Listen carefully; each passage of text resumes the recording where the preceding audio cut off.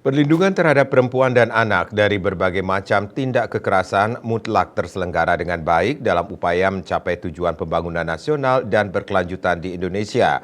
Kementerian Pemberdayaan Perempuan dan Perlindungan Anak Kemen PPPA sebagai pengampu urusan pemberdayaan perempuan dan perlindungan anak di tingkat pusat melaksanakan rapat koordinasi pelaksanaan layanan perlindungan perempuan dan anak se-Indonesia guna mengoptimalkan jejaring dan sinergi antar penyedia layanan untuk perempuan dan anak lintas kementerian, lembaga, dan pemerintah daerah.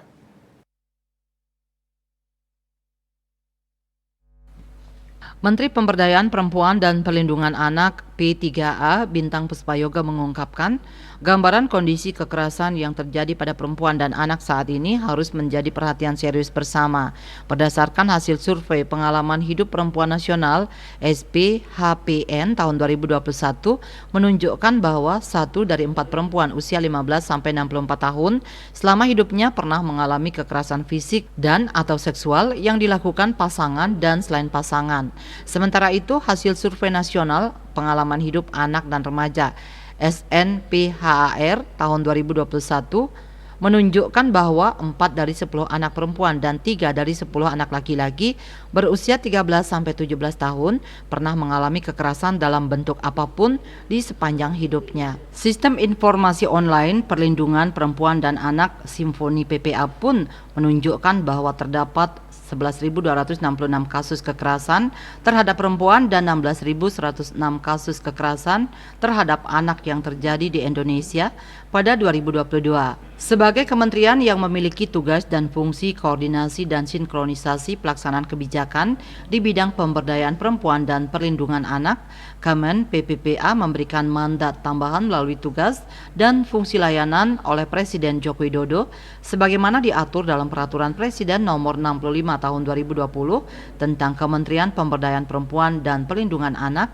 yang menyebutkan tentang penyediaan layanan rujukan akhir bagi perempuan korban kekerasan yang memerlukan koordinasi tingkat nasional, lintas provinsi dan internasional, serta penyediaan layanan bagi anak yang memerlukan perlindungan khusus yang memerlukan koordinasi tingkat nasional dan internasional. Dalam memberikan fungsi layanan tersebut, Kemen PPPA menghadirkan layanan pengaduan sahabat perempuan dan anak SAPA 129. Layanan pengaduan tersebut merupakan wujud nyata hadirnya negara dalam melindungi perempuan dan anak.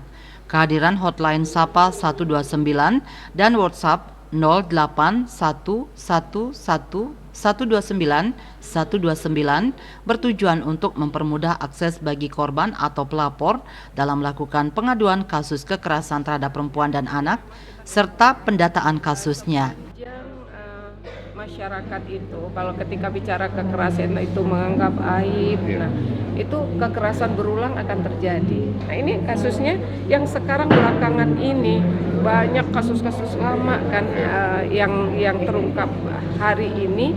Nah itu kan tidak terlepas satu media sosial dan masyarakat sudah sadar bahwa itu bukan aib. Sepanjang kita menganggap itu aib, ya kasus berulang akan terjadi. Itu sudah realita. Sampai ayah sama anak kandung punya 2 anak yang tadi yang sampaikan itu ya.